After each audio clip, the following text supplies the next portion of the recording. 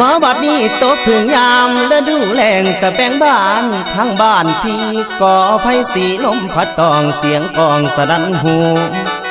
แสนคิดทอดยอดสู่ยามอยู่ห่างน้อไกลกันคุณแล้วสะแบงบ้านลมพัดปิ่นหมุนดอกลงพื้นสุดที่ฟื้นทนใดอุกภัยเหนื่อยหัวใจพี่นางเอ้ยนางไงกูลาอายนี่หุนพรบ่พรบอกขานิ่งน้ำนองเจ้าเรื่องเก่าน้องข้างหลังคุณแล้วมันยังฝังในใจเสียจ้องจำเด้อจิตอายคำที่สายเคยเว้าไปน้ำสาวเบิดทุกสิ่งคำคำเอ้ยคำความที่ยิ่งบอกนั้นยังจำอันแม่นบ่ไหมน้องว่าน้องฮัก